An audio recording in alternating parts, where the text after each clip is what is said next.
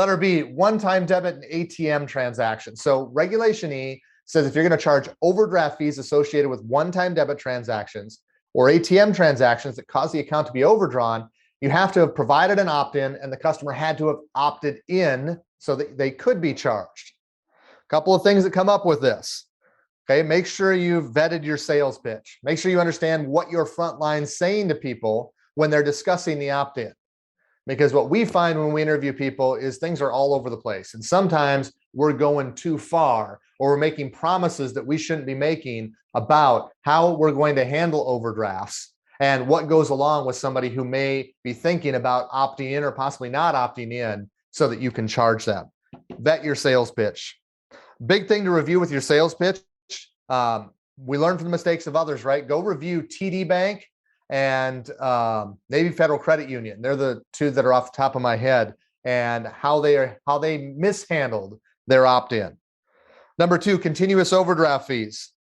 So if you have customers who have not opted in, understand you cannot charge a continuous overdraft fee if the account is solely overdrawn because of ATM and one-time debit transactions.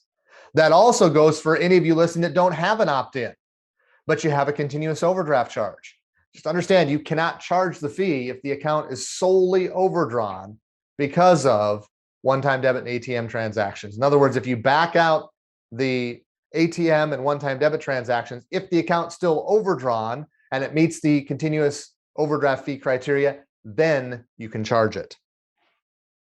Number three, available balance versus ledger balance calculations. And I'm also going to throw in authorized positive settles negative. There was just a huge one that dropped just yesterday or the day before, a bank that got in trouble with the whole available versus ledger and authorized positive settles negative.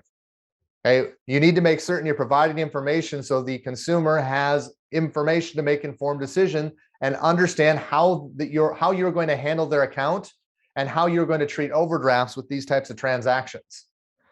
There seems to be a camp that says it's okay to utilize the available balance method to do overdrafts. There seems to be a camp that if I fully disclose how we're going to handle authorized positive settles negative, that it might be okay. There's another camp that says that this should never be occurring. Now, this is probably only an issue with an opt-in bank and customers that have chosen to opt in, but it's an issue nonetheless. Make sure you've explored it as it relates to your institution.